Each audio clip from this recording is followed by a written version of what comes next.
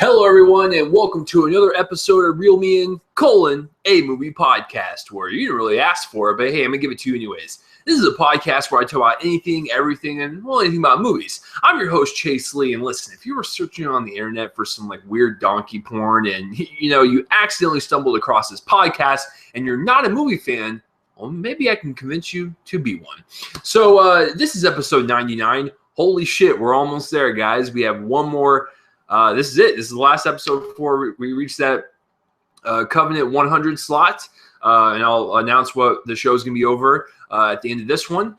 But as far as this episode goes, the only movie that came out was Pan, and I really do not want to fucking see that movie. And there was really nothing else that came out. It was just Pan, and there was a couple other smaller releases and stuff like Eli Roth's Knock Knock came out. Didn't see that. I'll see it next week.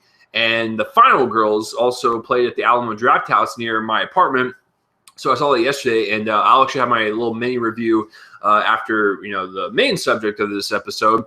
But since Pan was only coming out and there's really nothing to go see, I was like, what? You know what? Let me do a little research. So I searched through all 99 episodes. I had not done one episode around the month of October regarding my favorite horror films. Hell, we're in the fucking fall. It's October. Let's talk about it. So I was just like, let's do that. Let's just talk about horror films and some of my favorite ones and what I grew up with and what I perceive as horror and stuff. So I figured that would be a good subject since I've never done that before in October. But then again, in October's past or whatever, I've been able to see a movie that would come out that weekend and I'd be able to review it. But since there's really nothing coming out and I don't want to see Pan and put myself through that, torture, this is the next best option. So I think this is going to be a good episode, guys. So as usual, if you want to see a video version of this podcast and you're listening on Spreaker, iHeartRadio, or SoundCloud, or wherever, and you want to see my beautiful, greasy-looking face right now, but it's really well lit, you can click in that link in the description below. For the video version, if you're listening on YouTube and you want an audio-only version of this podcast, boom, link in the description in that box below. So as usual, guys, if you're new to the podcast or if you're a returning fan, I do the movie news, movie trailers, and, of course, the main subject is horror films, and I'll have my review of The Final Girls and, then, of course, the box office results for the weekend. So let's get this started, guys. We're 3 minutes into this. Let's not waste any more time. I don't know why I'm wasting time. All right, so the first piece of news is that I tried to pronounce this before I started recording, and I totally fucked it up, and I'm going to fuck it up again. It's going to be a nice just slew of fuckeries right now. The director, Taika Waititi, I'm going to assume that's right. It's probably wrong, but I'm just going to assume for the time being that is right. Anyways, he directed a bunch of episodes of Flight of the Conchords, never saw it, but he also directed What We Do in the Shadows, which was a really funny documentary about vampires and stuff, and I saw that earlier this year. He's in talks to direct another movie. Now, that's okay. Usually directors, they make a good film that's successful. Well, not successful, but it has a cult following, and it was really popular, and a lot of the critics liked it. A lot of fans liked it. So, they get offers.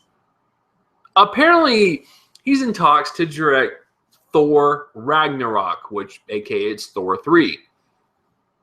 What? I mean, you go from a small-ass budget, like What We Do in the Shadows, to Thor Ragnarok, which is going to be an explosion on screen of destruction and chaos. Okay, I guess let's take it with this grain of salt, I guess. I mean, I liked What We Do in the Shadows, so obviously he's a good choice because out of all the filmography, I like what he's done. But I mean, at the same time, it's like you're handling a big ass budget, man. I don't know what the budget is for Thor Ragnarok, but I'm assuming it's going to be quite expensive because Thor Ragnarok, I've never read the story, but I do know what Ragnarok means, and it means apocalypse. Stuff is going to go down in Thor's world. It's going to crumble. It's going to go away. I mean, I don't know what's going to happen in Thor Ragnarok, but I can assume that shit's going to go down. And it's kind of hard to say anything because if you guys have not seen Thor: The Dark World, then you know how that ends. It'll carry into the third one stuff. So we'll see. I mean, if he does like end up signing that dotted line and he's the director, we got to run with it because guess what? Marvel's doing a really good job in picking their directors and making sure they have the talent to make sure their movies are to the the goldest standard possible. Listen, when Edgar Wright left Ant-Man and they brought in Peyton Reed, and the only thing I ever saw from him was the breakup, I was like, oh, that's kind of weird. But when I watched Ant-Man, I shut up because Ant-Man was really fun. It was exciting, and Peyton Reed really brought his style to it, which is great. It's the same with oh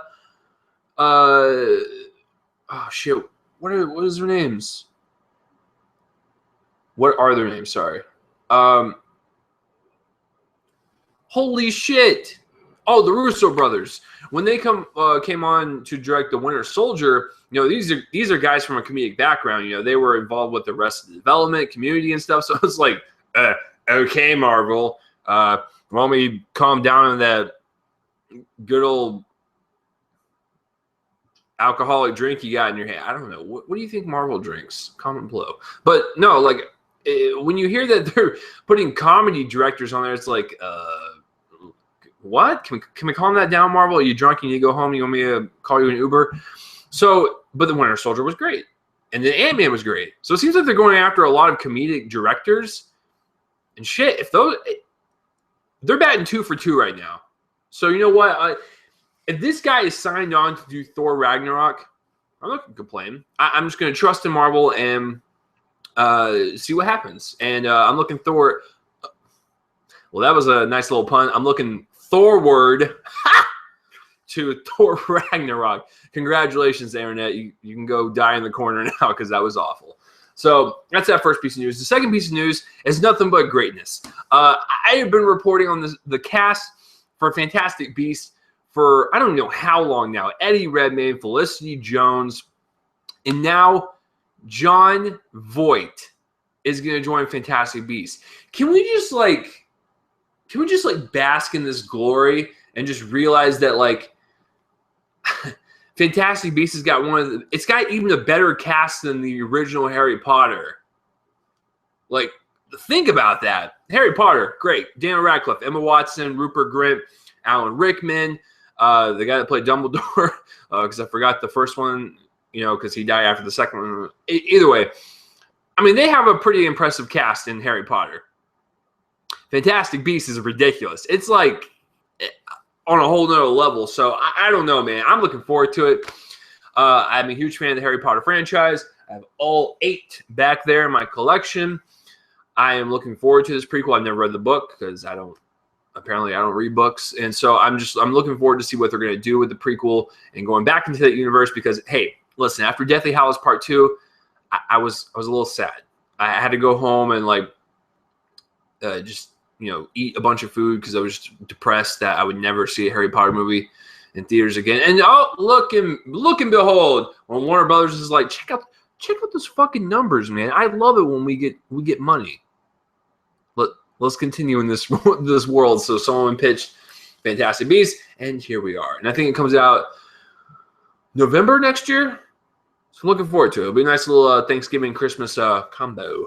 So that's that piece of news. The next piece of news is that F. Gary Gray is going to direct Fast and Furious 8. I don't know what it's called. I don't know it's going to be called Furious 8, Fast 8, Furious Fast 8, Fast and Furious the 8. I don't know. I don't know what the fuck they're going to call it. But they are continuing with the franchise.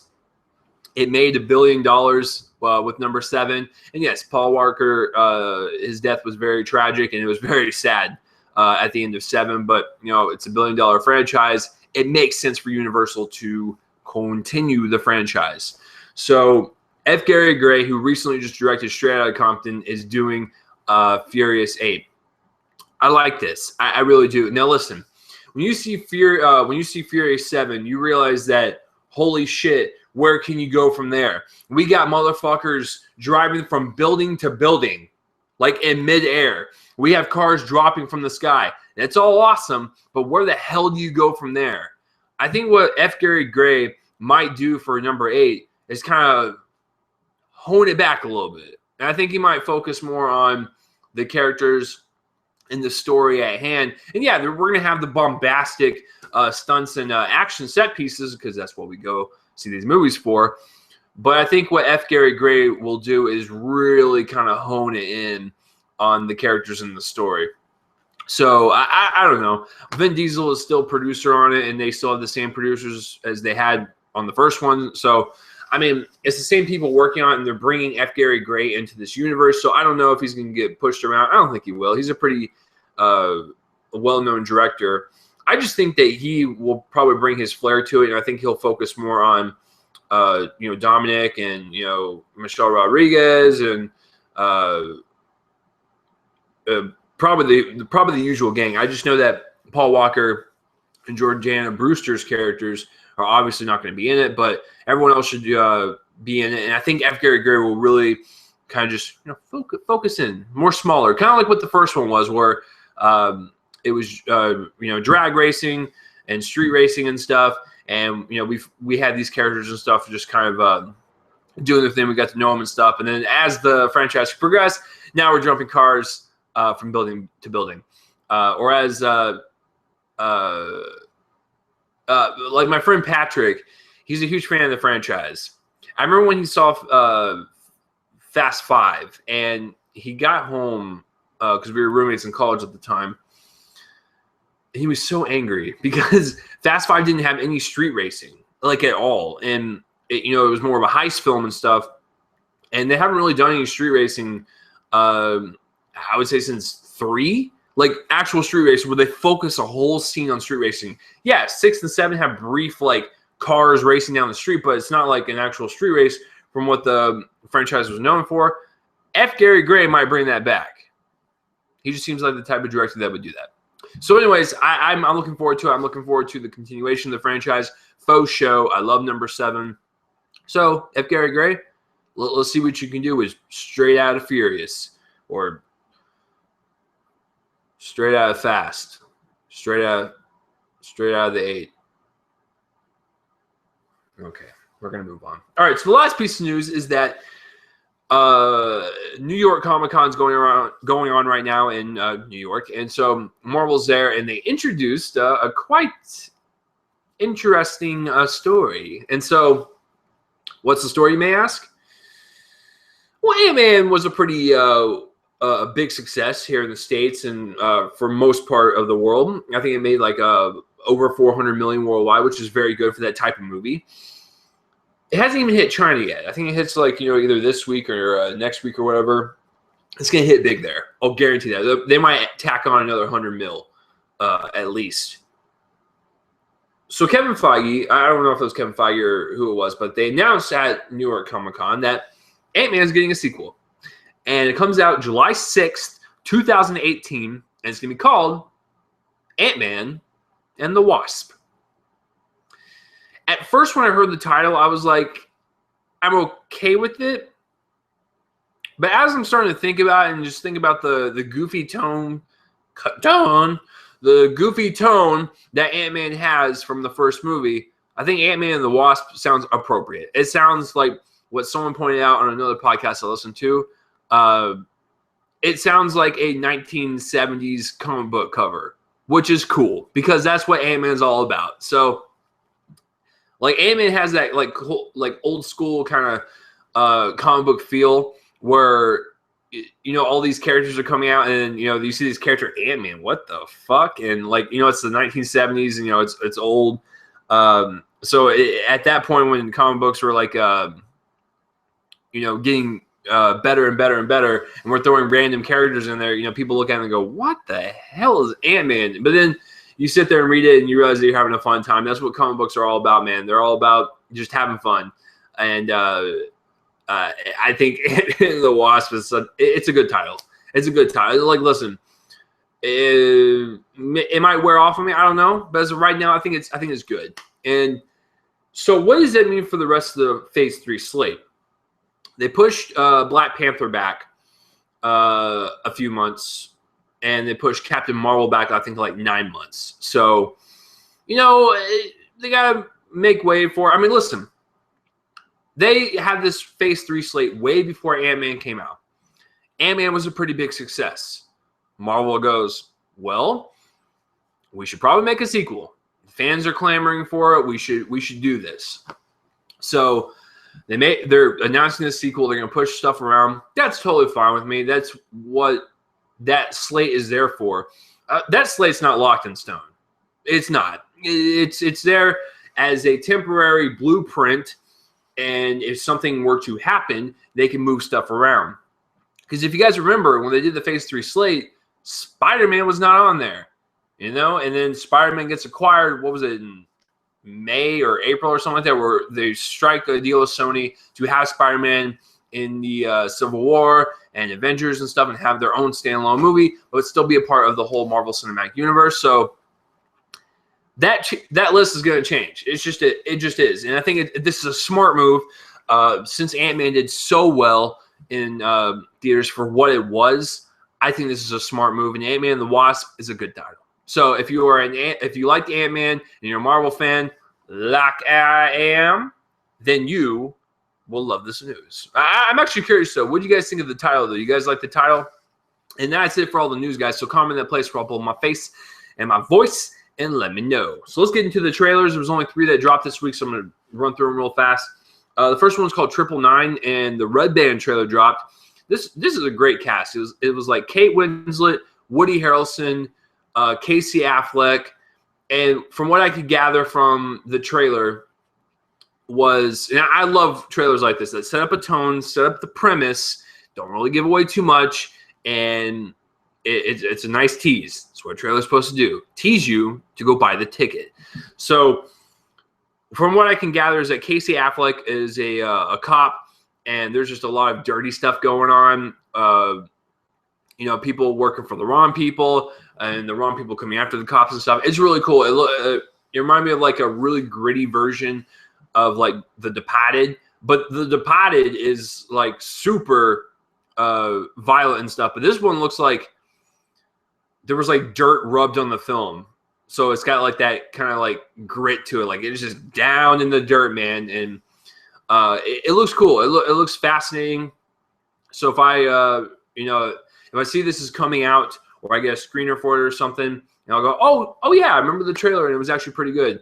So if you guys like those kind of like cop movies where people are on the wrong side, people are on, and there's like that thin line of like what's moral and what isn't and stuff, I think you'll really like it. So if you're into those type of cop movies and stuff, I think 999 is the one for you. So check it out on YouTube. It's just type in 999 Red Band trailer. The next trailer I want to talk about is Pride and Prejudice and Zombies. Never read the book. Never seen Pride and Prejudice. Never read that book. Sure. I mean, it looks okay. I mean, the trailer starts out, really calm and stuff. Like, I already knew what they were going to do in the trailer. Like, when you have an idea like this, you start out with, like, the soft, and then you get to the ridiculous at the end, which is what they did. And looks fine, I guess. Like, I don't know. I'm just not... I like zombie movies, but I'm not, like, the biggest fan of them because I think it's so saturated at this point to where I'm just, like, whatever. Like, I just don't care anymore. Like, when I get to my favorite horror films, I got a couple zombie movies on there, but for the most part, I'm not, like, the hugest fan of zombie films. I'm just not. So, or unless you do it like a Shaun of the Dead, where it's like something different and it's kind of spoof on the zombie genre, and it's really clever in the way it's written and put into those characters' world and stuff. So, I don't know. It looks fine. If you're a fan of Pride and Prejudice or Pride and Prejudice and Zombies and stuff, I think you might enjoy this as a nice little treat. I don't remember when it was coming out. Shows you how much I pay attention. But no, I mean, yeah, I'm just kind of okay with it. So, I mean, if you like those books and you like that type of genre, I guess, where they take like, historical characters or historical books and they add zombies in them or werewolves or vampires. I'm talking about you, Abraham Lincoln, Vampire Hunter. So, I mean, it's just not my deal. But, hey, you do you.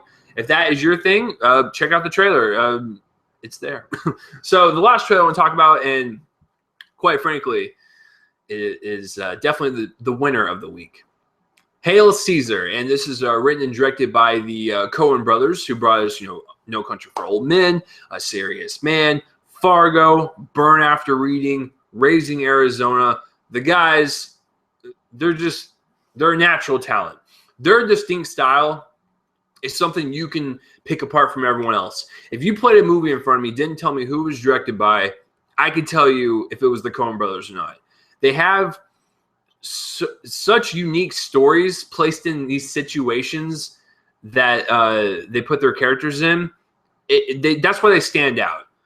Like the Big Lebowski, for instance. Like that character is so unique, but it's nice contrast to the story that's going on in the background. It's the same way with Fargo. The characters are so kooky and corny, but when you set them against this dark comedic setting and situation and plot, it makes for a great contrast. And that's what these guys are great at. For instance, A Serious Man. Look at that character. And then know that the movie's about the apocalypse happening. So, I mean, it's crazy. But Hail Caesar, I was looking at my Coen Brothers collection.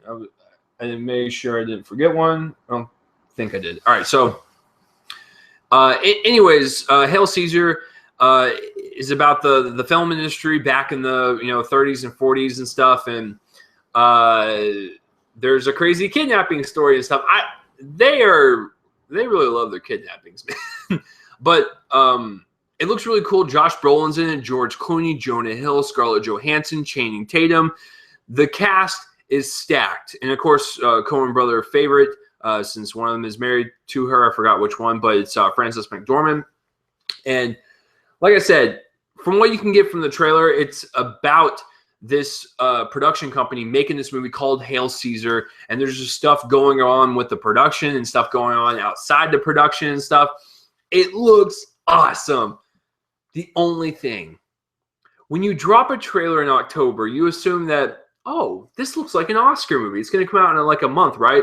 No, it's coming out in February. So it's not a bad thing. I'm just saying, for us Coen Brothers fans, we have to wait all those precious little months for this movie because it looks great. It looks like so much fun with great dialogue. It's super funny. Like when you watch the trailer, and I love the old school movie industry tone with their type of humor, it's going to blend in so well. So I'm looking forward to it. If you guys are a fan of Coen Brothers movies, check out the Hail Caesar trailer. I think you will not be disappointed. I'm super excited for February. Whew, it's going to be a good month with Deadpool. So Hail Caesar is the last trailer I want to talk about. It's definitely the winner. Coen Brothers, you know what? I've everything I've seen, I've never been disappointed. I've heard the worst thing they've done is Lady Killers. Never seen it. So as far as I go, and as far as my mind and what I've seen, they haven't done any wrong for me. So thank you, Coen Brothers. Continue, bring it on. I just pump out one every year. We'll love you for that. So that's it for all the trailers this week, guys. Comment in the place where I put my face and let me know what trailers you saw this week and what you liked. So yeah, that's it for the trailers. Sorry, guys, I'm blanking because I have like all this. Here are my notes. You see all that at the bottom? That's the horror films. So there's just a lot to talk about. I just don't know where to start. So let's get into the meat of this podcast. Now, like I said, there wasn't really much coming out this week, so I didn't want to review Pan because it's fucking Pan. So I was like, hey, it's October. Let's do some horror films. So let's just talk about some of the horror films that have affected me And I'm actually curious to know what some of you guys' favorite horror films are. Comment in the place where I put my face and let me know. Or, tweet at me, Real Chase Lee, and let me know. I'd love to hear your answers. So, me growing up, I didn't really care for scary movies at first. Like when I was a kid and stuff, I would get really creeped out. And I'll let you know what movies I actually I've had nightmares from. But when I was a kid, I didn't really care for horror films. I watched mainly because I grew up in the 90s. I was born in 1990, so I was at the perfect time for the Disney Renaissance for like The Little Mermaid, Lion King, Aladdin, Beauty and the Beast. Those all hit me at once, and that was kind of like my thing for a while. So I really never got into like the horror films or whatnot. It just wasn't my bag. I was more into comedies and animation and stuff. But as I got older, I was exposed to slasher films. Now, my mom introduced me to them. I don't know why at a young age, but thank you, Mom, because I love them.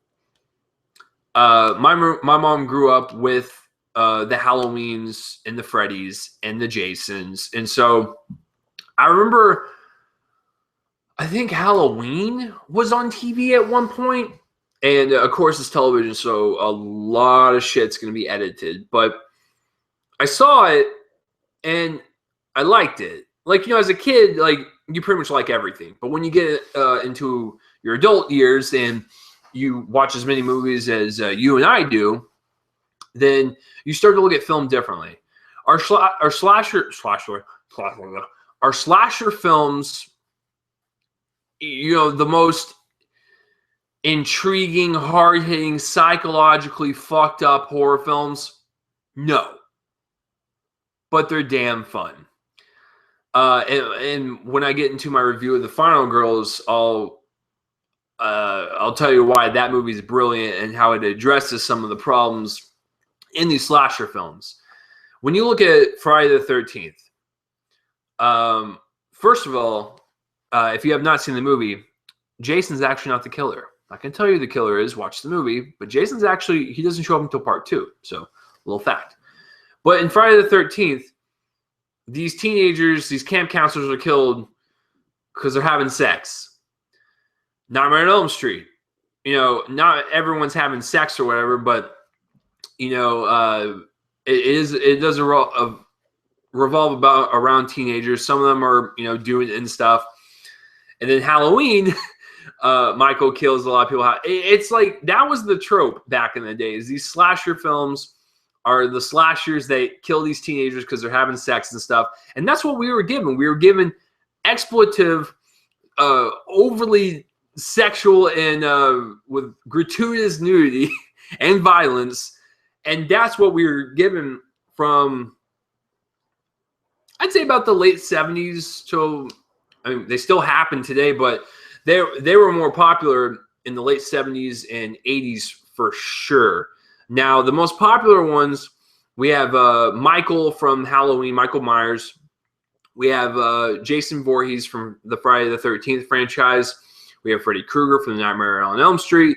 We have Pinhead from the Hellraiser. We have Leatherface from Texas Chainsaw Massacre. We have Chucky from the Child's Play. We have the fucking Leprechaun from Leprechaun. Oh, fucking the Leprechaun movies are so hilarious. Jennifer Aniston's in the first one. And the last line that she gives in the movie, she pulls out her shotgun. She's like, "Fuck you, Lucky Charms." And she shoots the Leprechaun.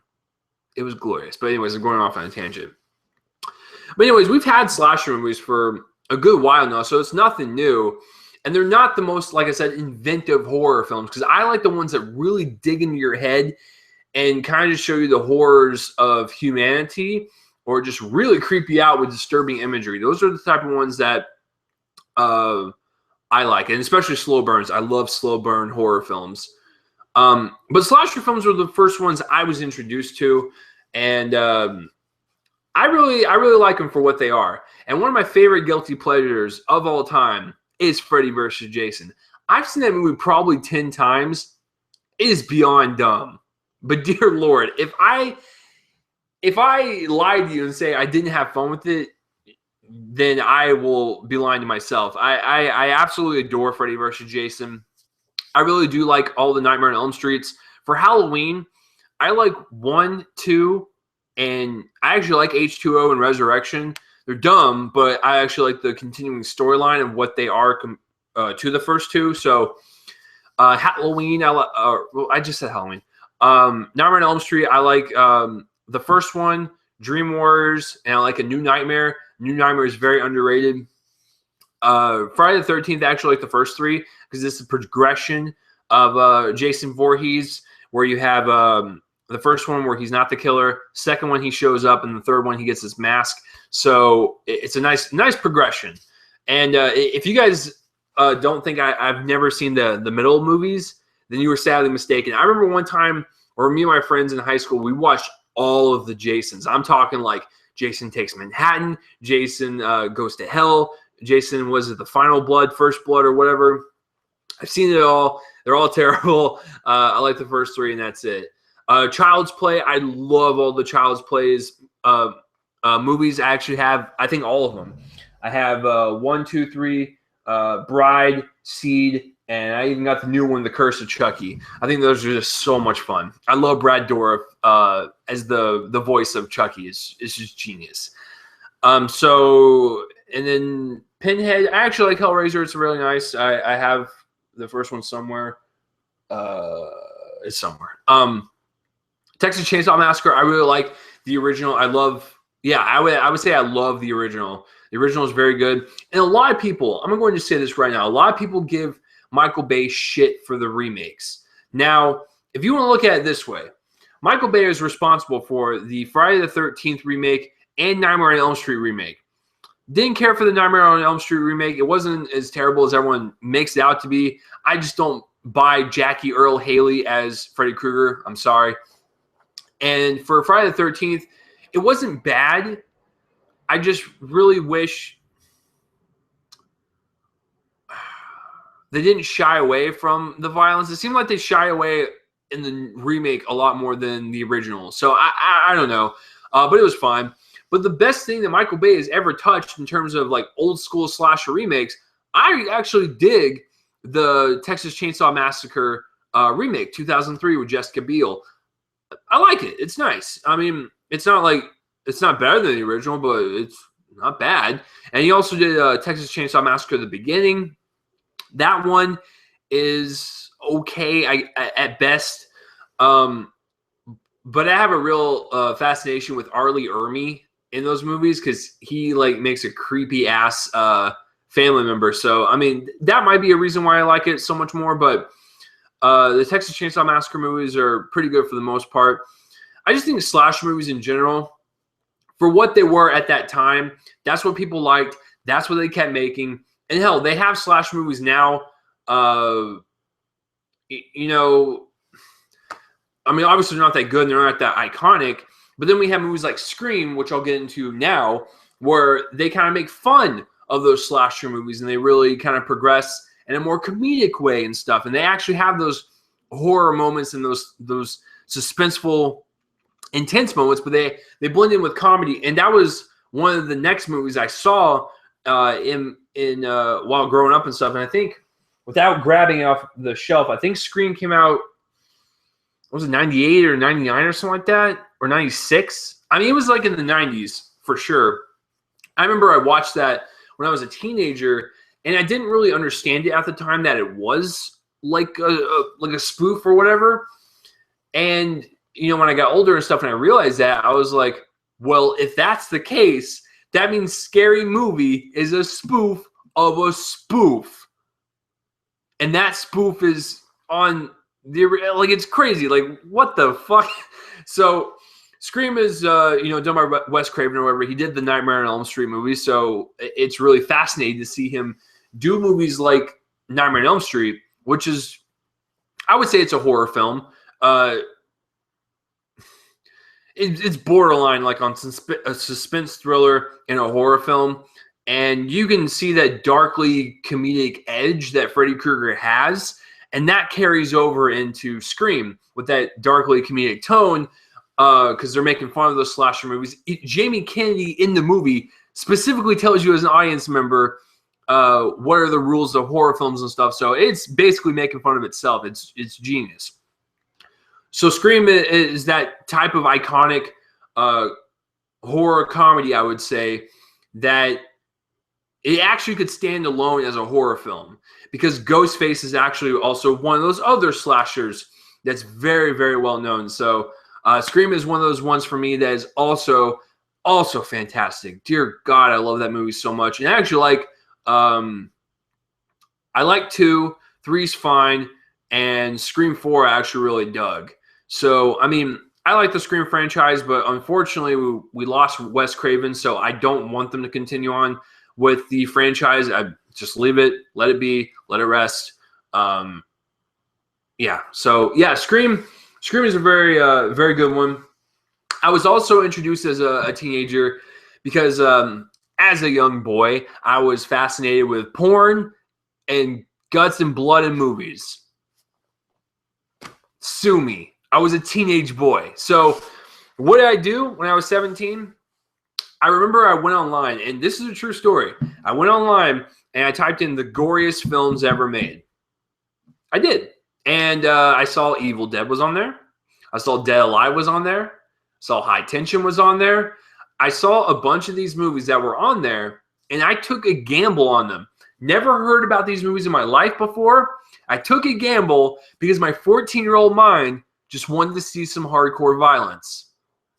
How fucked up is that? I don't know. But I ordered, or no, I didn't order. I actually bought it at Walmart. So I went to Walmart and I found Evil Dead. I was like, oh yeah, I remember reading it on this list. I want to check it out. And I think it was like $5, so can't beat that. I loved it. I love Evil Dead so much. It is a low-budget horror film done by Sam Raimi. It stars the very awesome Bruce Campbell. And I cannot wait for this series, by the way, Ash vs. the Evil Dead. I think it premieres, was it October 30th? Or is it actually on Halloween? I forgot, but it's towards the end of the month. But I remember when I watched Evil Dead for the first time, and I was like, this movie was so low budget, but you can't deny the fact that this was a really well-made low-budget film. The effects were pretty good for what they had. I loved the lighting in the woods and stuff. Like, it was actually really well lit for, like I said, this lone cabin in these dark woods. Bruce Campbell's always great. He brings such a charm and charisma to his character. Groovy. Like, it. I love Ash. Like, he's such a great character. Evil Dead 2, I saw right after the first one because I really loved the first one. It's more of a horror film, very gory horror film.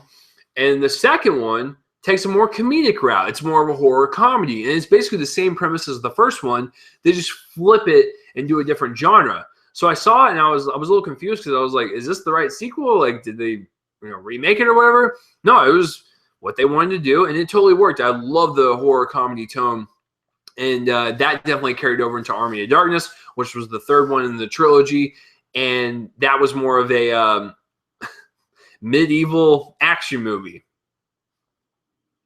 That whole trilogy is so special. First one, horror film. Second one, more of a horror comedy. Third one, medieval.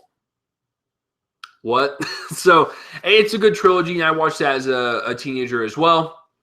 And also as a teenager, I grew up with the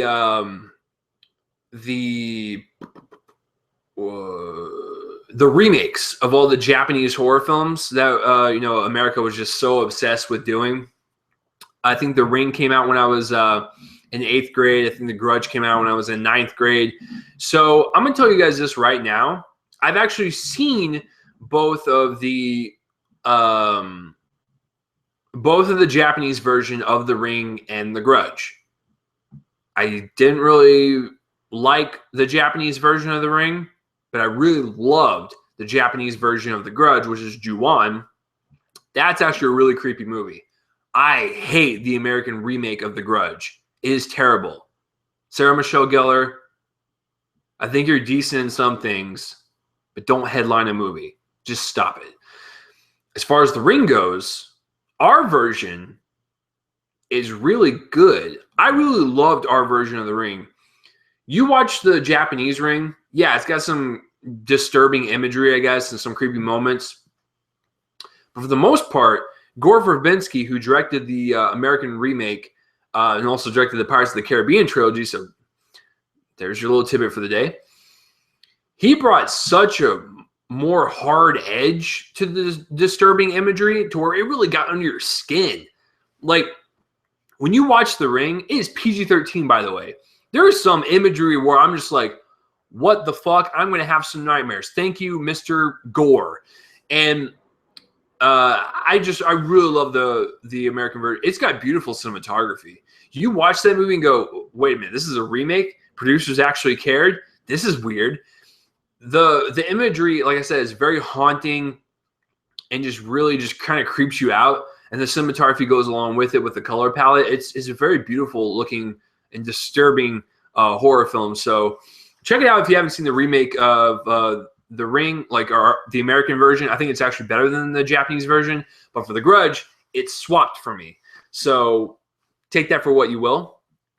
And that leads me into, since I'm talking about The Ring, there's only 3 movies that I've ever seen horror-wise that actually gave me nightmares, and I woke up in like a night terror sweat.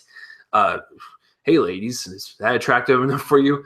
No, The Ring is one of them. I had a nightmare of the fucking girl from the well chasing me down my hallway in my parents' home when I was like 14 or whatever. Oh, it was terrifying. It was terrible. 13 Ghosts, starring Matthew Lillard. Do you guys remember that movie? It's not a good movie at all. I really don't like it, but I like it in more terms of the creatures down in the basement, because these guys go to like this place and like there's a bunch of creatures in this maze basement, and they're kind of released, and they haunt and tear people. It is terrible. But I had a nightmare that all the 13 ghosts were like in this maze basement, and like they were chasing after me. It's fucking terrible. Ugh. And then Paranormal Activity. I saw that movie at 3 p.m. during the day, and I couldn't sleep that night. It was awful, but I'll get to that more in just a second with the more new age horror stuff. So I'm in high school, and I see the Evil Dead trilogy. I saw an American remake of The Ring and stuff, so I'm enjoying myself. And then, of course, Dead Alive, done by Peter Jackson, one of the other gory films that I ordered online. I actually ordered that one online because you can't find that one anywhere. So Dead Alive is really good. It's super, super fucking gory. And it's a zombie film.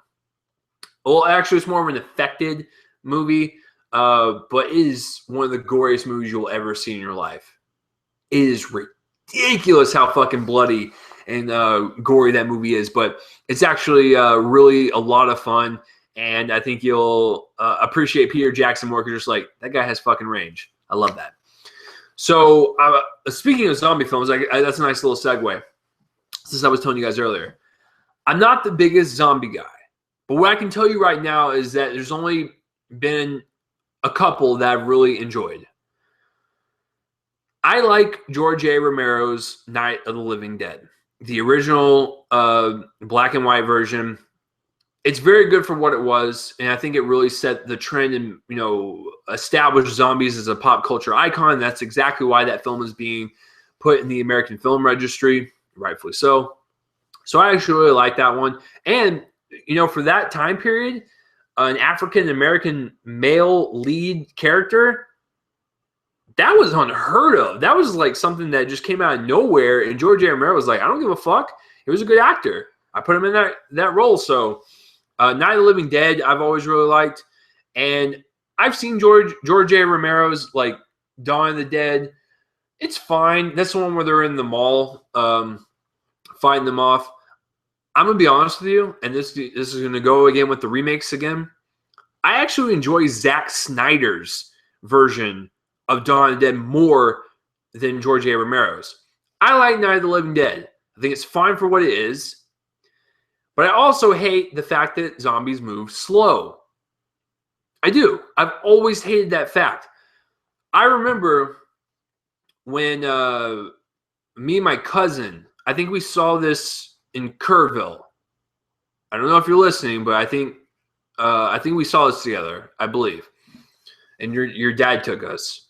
We saw Dawn of the Dead, and I was so blown away the fact that someone actually made fast-running zombies to actually be terrifying that I was like, good job. That was fantastic. And that movie also introduced me to Disturbed, which had Down with the Sickness as their end credit song. So I love you, Disturbed.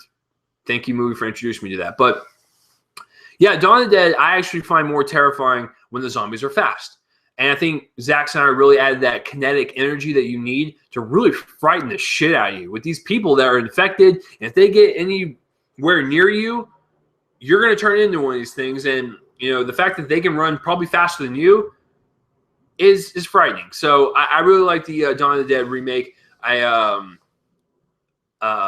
just really enjoy it. And that's, to be frank with you, that's the only slew of zombie movies I actually really enjoy in terms of like scaring me.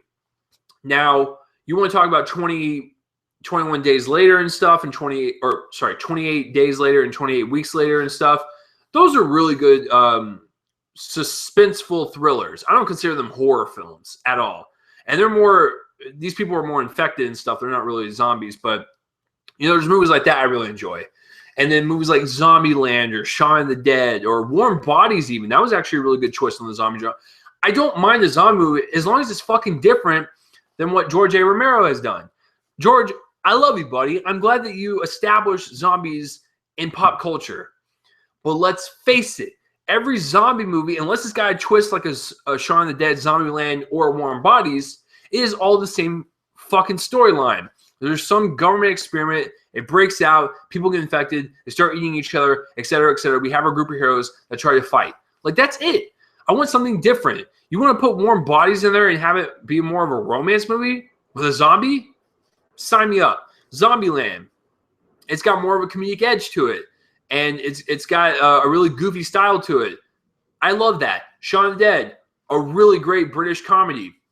That's what I'm saying. Like, you add a certain twist to this shit, I will watch it. But for the most part, I do not like zombie movies. But those are the only two I can like tell you that I've really enjoyed. The original, the one that started it all, and a remake where no one saw coming, but it's actually a damn good remake because I actually like fast zombies over slow zombies. So that's my zombie rant for this portion. But so growing up, you know, I have the zombie movies, the slasher movies, and the gore fest and stuff. But as I got older and I started seeing more films, I started realizing that horror can mean many different things. And it can mean, you know, the horror of humanity. And this could be a movie about, you know, two guys that are just, you know, immoral and they're just fucking terrible people. I would consider that a horror film. For instance, I would consider Schindler's List a horror film. The Holocaust was very, very, very, very, very real. And it was a dark time in our history. And it's just disturbing that humanity could get to that level to execute millions of people in the blink of an eye and not say anything with no hesitation. So I would consider Schindler's List a horror film. I would consider movies like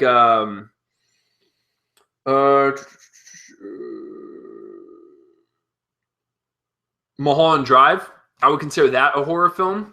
It shows the horrors of a person kind of breaking down psychologically and mentally of Hollywood fame and stuff, and just really getting lost in it and just getting all crazy and shit. And I think that's pretty horrific on the mind and stuff. So I would consider that a horror film. Or like Videodrome, where it's about reality TV and how TV pretty much consumes us and how it makes us not be able to tell what's real and what's fantasy and stuff. I would consider that a horror film because that's pretty frightening. I would consider Still Alice a horror film. Alzheimer's is fucking frightening. I do not want to experience that ever in my life. The fact that you can live all these years and then at the drop of a hat, you start forgetting shit. And then eventually your brain starts to rot away so much that you can't remember anything. That is horrifying to me. So movies like that is a horror film. There Will Be Blood is a horror film. You see this guy who is greedy and greedy and greedy, and he's immoral, and he just gets away with everything, that's pretty horrific. People like that in the real world are terrifying. And movies portrayed about those people are just so great to watch. They're fascinating because they're great character studies. But at the same time, you kind of just weep inside because that's what humanity is like sometimes. I would consider that a horror film. So as I get older and stuff, I realize that there's horror films that may not be considered horror films that I would actually consider horror films. But I mean, do you guys get what I'm saying? Like, I think There Will Be Blood is Paul Thomas Anderson's horror film. I really do. And I think Schindler's List is Spielberg's horror film. I do. I don't think it's Jaws. I don't think it's E.T. I don't think it's Jurassic Park. I think it's Schindler's List. So, and David Lynch, Mulholland Drive is a horror film. So, I mean, there's movies like that that I really consider a horror film that may be kind of obscure to the horror film fanatics out there. I totally get that. But from my point of view, I like them all. I like the slashers. I like the zombies. I like the gore fest. I like the psychological horrors. I like the horror comedies. I love it all. So I'm kind of just giving like a broad range. That way I can, give you guys suggestions. So if you haven't checked any of these out, then you can do so. So movies like that are really cool with me. Another movie from my childhood that I forgot to mention, Final Destination. I think it's a really underrated horror film. The fact that you can cheat death, but not really, and death is still after you, is pretty terrifying. Like you're in bed and you're like wide awake and you're going, okay, so what's death going to do now to take me out? So I really love the premise of Final Destination. I actually like the first one, the second one, and the fifth one. The third one is fine, and the fourth one's terrible. But overall, it's a very clever franchise. So that growing up was a very big one. And I'm saving this one for last because I'm going to talk about it, and people are going to get so fucking infuriated with me that it'll make me laugh on the inside. But yeah, so those are good. Some of the older classics, and I saved these towards the end for a specific reason. Some of the older classics like The Exorcist for sure. I've only seen 3 Exorcist movies in my life. They're actually worth watching. The original Exorcist, directed by William Friedkin. The Exorcism of Emily Rose, very good court drama about exorcism. And The Last Exorcism, found footage, very creepy. But you can't beat the original. You can't. You cannot beat The Exorcist. You want to talk about a movie that still holds up to this day, made in the 70s, and it is creepy. The atmosphere and the tone in this one is so far off the charts that you don't even need anything frightening to happen because the setting and the characters and, like I said, the tone and the atmosphere and the feel of the movie, what William Friedkin creates that horrific sense that's just tingling all over your body to where that's all you need. And when you watch that movie, it's terrifying in some scenes. There's some disturbing imagery in that movie, especially for the 70s. Dear God, I can't even imagine what people felt like in the theaters. I heard some people had seizures and stuff and whatnot. I don't know what's all true or whatnot, but it might just be a marketing ploy, which is very genius, by the way. But The Exorcist, the music, the cinematography, the acting, the story, it's all there. And you want to talk about a creepy-ass teenage girl, I think she takes the cake. She is so sweet and innocent at the beginning of the movie, and then towards the tail end, she becomes so terrifying and so demonic. It's a great character transformation, and you can't do nothing but just applaud the filmmakers for that because it was a gradual, slow burn, and she just really, man, she was just disgusting. She was a disgusting, demonic little girl, and you wanted to kill her. But at the same time, you were with these priests and stuff, and you wanted to help her out. And so your moral standards got in the way. You're just like, can't kill little girls. But she's throwing up everywhere. She's spinning her head.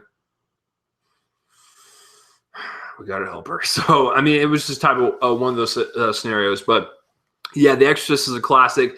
The Shining, I love The Shining. I love most Stephen King movies, and I would even consider like Misery as a horror film. Misery. It's not. There's like hardly any language in it. There's hardly any violent. Well, there's a couple of brutal scenes, but it's not even that violent. It's more suspenseful than anything. But the horrific nature of Kathy Bates's character, you know, the person that's obsessed with this author played by James Caan, is so disgustingly realized that there are people out there like that. And I would, if I were trapped in a cabin like that with that type of person, I just shit myself in the bed and just die. I wouldn't even want to do anything because I just know that she would kill me with an axe. So, yeah, Misery is a very good horror film, but I really love The Shining. The Shining is, you want to talk about a movie done by a master filmmaker, by the way, in Stanley Kubrick, and you tackle a Stephen King novel, dude, you're in for a hell of a treat. And Stephen King hates this movie, by the way. But then again, he made that Shining miniseries. I've seen bits and pieces of it. Don't really care for it.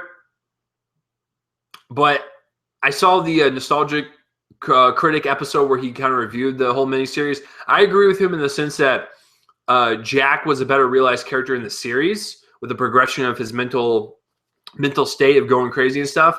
But in the movie, when you mix the score, the cinematography, the set location, Jack Nicholson, when you combine all this together with a very creepy undertone throughout this entire thing, and Stanley Kubrick really knows how to play the subtlety in this movie. Well, except when the elevators open with blood, but in terms of just subtle creepy things happening throughout this hotel and stuff, I think it's just genius. I think Stanley Kubrick really created like a horror masterpiece, and The Shining is absolutely one of my favorite horror films of all time. The same with The Exorcist. As far as older horror films go, I like Psycho a lot. I do. I know it's everyone's go-to answer because to me, Alfred Hitchcock doesn't really create horror films. He doesn't. He creates suspenseful thrillers. I would say Psycho is more of like it's like a suspense horror because it is pretty horrific, you know, with the twist at the end and stuff, and the reveal. So I would consider Psycho a horror film, but everything else he's done is more of a thriller and suspenseful film. Not a bad thing. I'm just saying Alfred Hitchcock is such a master, and you know, a lot of people might put some of his films in, you know, the horror category. I see more of them as thrillers and suspense, but Psycho is definitely up there for me. So basically the typical answers that everyone.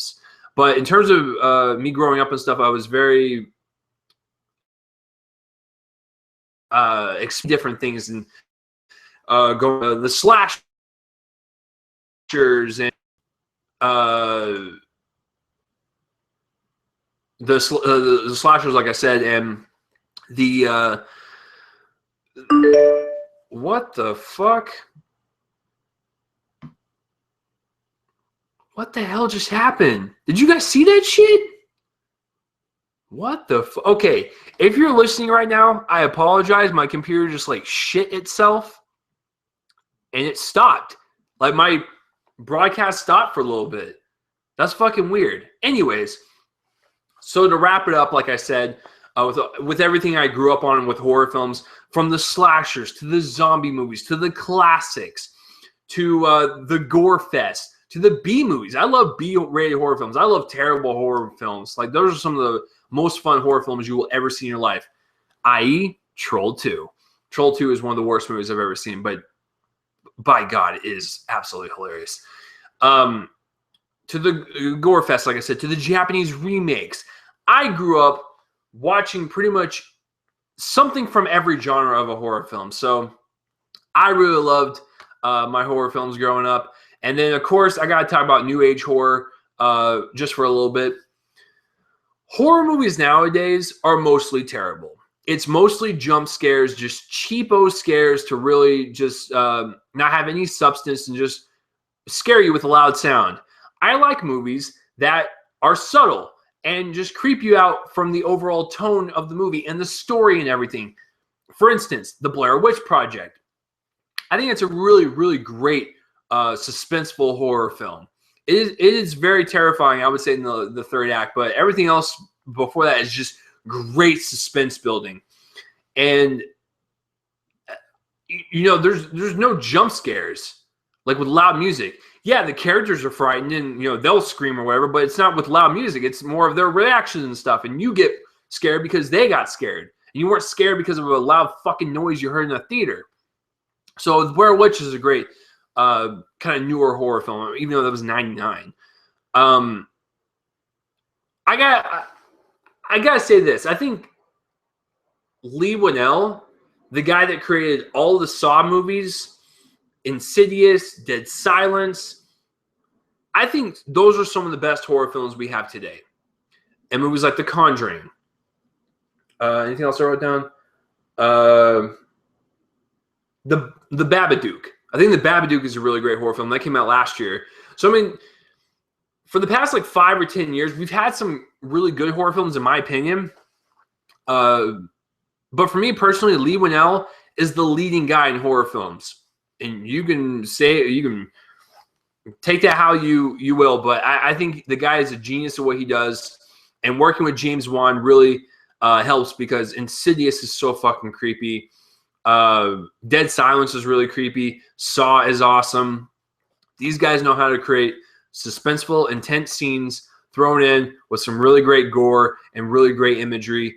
These guys know horror. And I'll also say that Paranormal Activity is fantastic. I love the first three.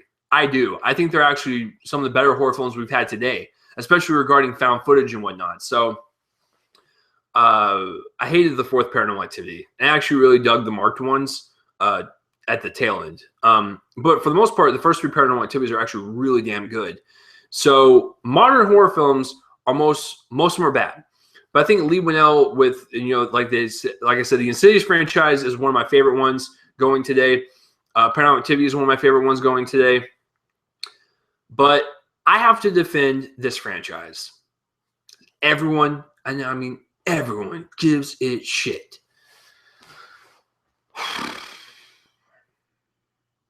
I'm going to say something a little controversial.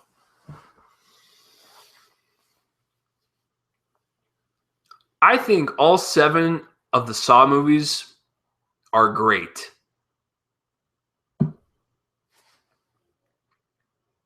I do. They're not horror films to me. They're more of just like police, suspenseful police movies with some torture porn thrown in there. Torture porn's not bad. It really isn't. Like the Hostel series, for instance, I think the first Hostel is fine, but I actually like the second Hostel more.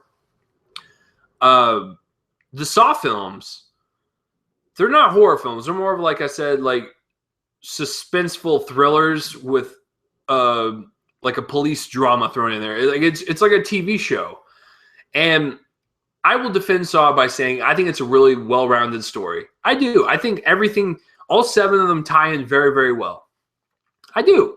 Now, the first 3 were written by Lee Winnell, and he ended the third one on a pretty graphic note, to where you don't really know if you can continue the franchise because of what happens at the end of number 3. But these 2 writers, come in and they wrote 4, 5, 6, and 7, and they really found out a way to do it. And I think it made total sense with how Jigsaw worked as a human being and stuff. I liked it a lot. I think they're great movies. Like I said, it's like a TV show. It's like 7 awesome episodes of a TV show of a police drama or like a CSI or something. So, I mean, I really liked it for what they were. And a lot of people just poop on them all the time. It's like, the first one was great, everything else was crap. No way, man. No way. The story was really, really good for what it was. And I think for having all 7 of them actually tie into each other, that's fucking impressive. So, I love Saw, the whole franchise. Sue me. That's how I want to end this horror segment. Like I said, I think New Age horror is mostly terrible, but I think what Lee Winnell has done, and like Paranormal Activity, and some movies sprinkled in there like The Conjuring or The Babadook or like Sinister or something, or like The Purge Anarchy. There's stuff in there sprinkled in there occasionally that I like, but for the most part they're terrible. And I look forward to anything Lee Winnell writes. So There you go. That's how in the horror segment I just kind of went over my life of horror films and stuff and what I've experienced and what I really liked and stuff. So what are some of your favorite horror films of all time, or what do you like to watch around October? Give me some suggestions, and if I haven't checked out one, I'll check them out. And listen, I left a lot of movies out. There are tons of horror movies in my collection that I didn't even fucking touch on. But I just wanted to give some of my favorite ones that I've grown up with, and some of them I just really enjoyed. So there you go. So hopefully I gave you guys some suggestions of movies that you've never seen, and maybe I can convince you to go watch a couple. Some horror films, when they're done right, they're done right. So what are some of your favorite horror films? Let me know in that place right below my face and voice. Sorry about the pause in the middle. So if you're listening and you're still listening or whatever, I do deeply apologize for that. So let's check out the box office results for the weekend, guys. Is that portion of the show. All right. Coming in at number 5 is Sicario with 7.3 million. Its budget is 30 million, and worldwide it's got 36. Domestically, which is the US and Canada, it's got 26. Needs to make about 50 or 60 million to break even. It's got some ways to go, but hopefully with the Oscar buzz and push, it'll do pretty well. Number 4 is The Intern with 8.6 million. It's doing pretty well, actually. Domestically, it's got 49 million, and worldwide, The Intern's got 85. It's not the best Nancy Meyers movie financially. With the box office, I don't know its budget. It's not available, but 85 million worldwide for The Intern is pretty good for what it is. And number 3, stooping in at number 3.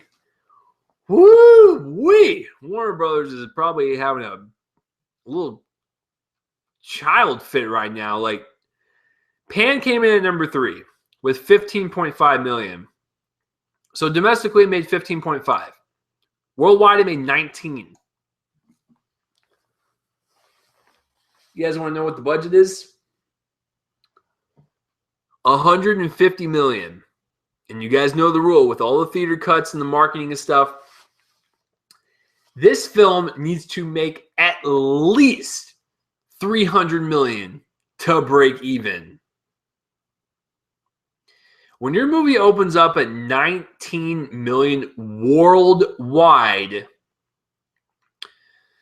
there's a saying for that. You are absolutely fucked. Warner Brothers is going to take a huge money loss bath in this thing, and it's going down pretty fast. When you make 15 million your opening weekend, the movie's going to die next week. Because next week we have Goosebumps coming out and stuff. This movie is going to tank. Oh, God. All right, number 2 is Hotel Transylvania 2, rightfully so. It's still going strong, and it's the month of October. Nice little kids movie for the holiday season. Made 20 million. Domestically right now it's at 116, and worldwide it's at 207. Not bad. The budget's not available, but this is by far the most profitable Adam Sandler movie this year. So, Adam, I still love you, buddy. I know you're trying, so at least this one was successful. And number 1, again, just like last weekend, is The Martian with 37 million. Damn, that was not big of a dip at all, because it opened up at 55 last week, I believe. So what is that, like 27 million if it dropped off 50%? So it did pretty well. Domestically, it's got 108, and worldwide, it's got 158. Very, very good for that movie. And its budget is 108, so it needs to make about 216, 220 roughly to break even. It's almost there. And I think with the word of mouth and the positive word of mouth, I think this movie is going to really, really succeed. Martian, you are fantastic. My dad liked it as well. He just thought it was a tad too long. But that just shows you the nice age range that this movie can accompany. Because I've seen elderly folks at the screening I was at for The Martian. I saw people my age, people my dad's age. So that movie speaks to everyone. So congratulations, The Martian. You are the winner once again. That will do it, guys, for this week's episode 99 of Reel Me In, a movie podcast. Guys, next week is it. We reach episode 100. Holy shit. And then 4 weeks after that, I'll hit the 2-year anniversary. I can't stress this enough. You guys are fucking awesome. For everyone that listens to this podcast, you guys have been with me from the beginning. I know there's not that much of you. I know there's not that many people that listen to us, but you guys are awesome. I truly love every single one of you. You guys keep me going. Because the guest I'm bringing on next week, I almost wanted to quit the podcast until she kind of spoke out on Twitter, and it really kind of fueled me to keep going. So I really enjoy every single one of you that listen to this podcast. Listen, there's a bunch of movie podcasts out there, and I'm just glad that you guys are attached to mine and really find something unique and something engaging about mine, because there's a lot of them out there, and I listen to a lot of them. I listen to We Live Film, The Schmoes, Collider Movie Talk. I listen to them all. But it is nice to do your own and have some people comment on your stuff and just really like your stuff and like what you're doing. So I really appreciate you guys coming along for this journey, and I will continue to do them until I die or something. So episode 99 in the books. Episode 100, guys, I will be reviewing Steve Jobs and Crimson Peak. That is my 100th episode, and I have a special guest coming on. I think you'll really like her. That is episode 99, episode 100 next week. So that will do it for this week's episode of Real Me and Colon, a movie podcast. And like I said before, if you want an audio-only version of this podcast and you're listening on YouTube, comment, or the link will be in the description below. If you're listening on Spreaker, iHeartRadio, or SoundCloud, and you want a video version of this podcast and you want to see just my face and my hand movements and shit, then the link will be in the description below. Twitter, Facebook, all that stuff. Twitter's @RealChaseley. All that stuff is in the link in the description below. I write for DallasMovieScreenings.com, and I do videos for We Live Film. So check all that shit out as well. The beginning and outro music is done by my friends band Fervent Roze. Check them out. Link will be in the description for their songs in that description box. So I'll see you guys next week for another episode of this crazy-ass podcast. And listen, if you survived this whole hour and almost 15 minutes and you weren't a movie fan, well, maybe I convinced you to be one. I'm Chase Lee, guys. You guys have a good day, good night, whenever the hell you're listening to this. You guys are so kick-ass. I love you all. I will see you guys next week for the nice and beautiful Covenant 100 episode. Let's play the outro music.